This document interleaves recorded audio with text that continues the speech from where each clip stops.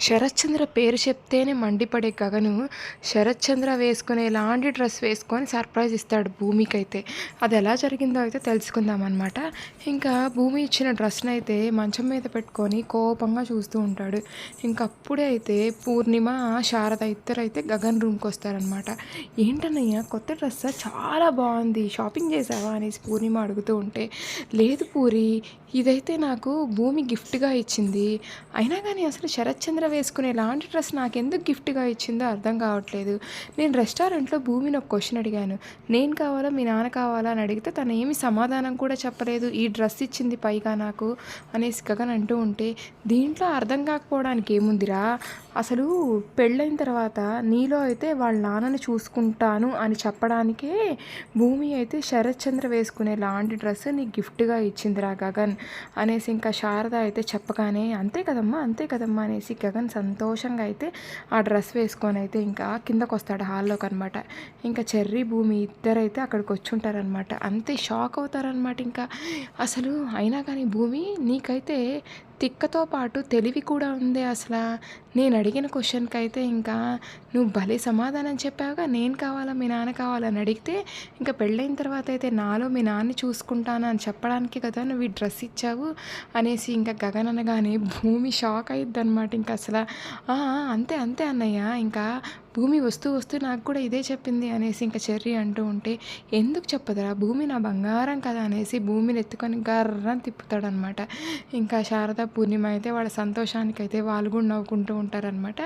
ఇంకా శారద, పూర్ణిమ అయితే లోపలికి వెళ్ళిపోతారనమాట.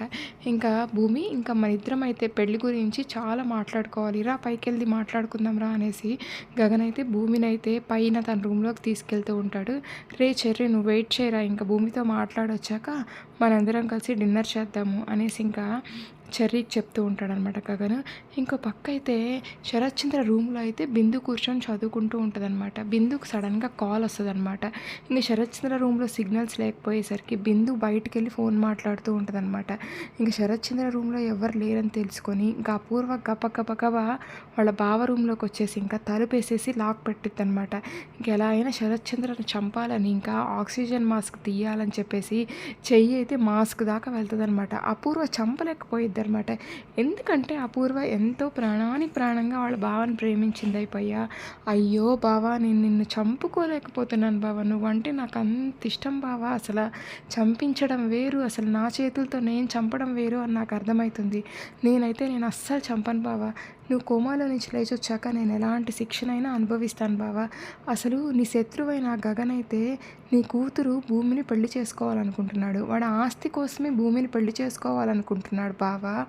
అసలు ఇంకా వాడైతే భూమిని పెళ్లి చేసుకుంటే మనకైతే ఇంత ఆస్తి కూడా ఉండదు బావా. అసలు ఇంకా నీకు ట్రీట్మెంట్ కూడా చేయించలేను ఆస్తి లేకపోతే.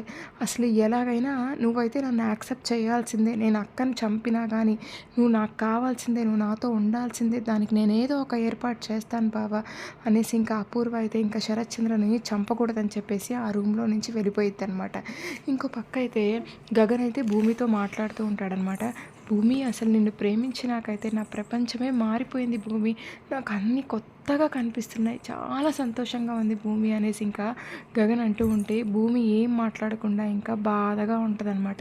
ఏంటి భూమి, ఏమైంది, ఎందుకు బాధగా ఉన్నావు అనేసి గగన్ అడుగుతూ ఉంటే, ఏం లేదు గగన్ గారు, నేను ఒక విషయం చెప్తాను, మీరు కోప్పడకూడదు అనేసి భూమి అంటూ ఉంటుందన్నమాట. చెప్పు భూమి అనేసి ఇంకా గగన్ అంటూ ఉంటే, అయినా కానీ గగన్ గారు, అసలు నేను ఈ ఊరు వచ్చింది మా నాన్న కోసమే కదా. అలాంటి మా నాన్న అయితే ఇప్పుడు కోమాలో ఉన్నాడు. అసలు మా నాన్న కోమాలో ఉండంగా మా నాన్న ఆశీర్వాదం లేకుండా, మా నాన్న అంగీకారం లేకుండా అసలు నాకైతే ఈ పెళ్లి చేసుకోవడం ఇష్టం లేదు. మా నాన్న కోమాలో నుంచి బయటికి వచ్చాక మా నాన్నను ఒప్పించి మన ఇద్దరం పెళ్లి చేసుకుందాము అనేసి ఇంకా భూమి అంటూ ఉంటే గగన్ షాక్ అవుతాడనమాట. ఏం మాట్లాడుతున్నావు భూమి, అసలు నువ్వు తన కూతురు కాదని తెలిసినప్పుడే నాతో అయితే నీ పెళ్ళికైతే అస్సలు ఒప్పుకోలేదు.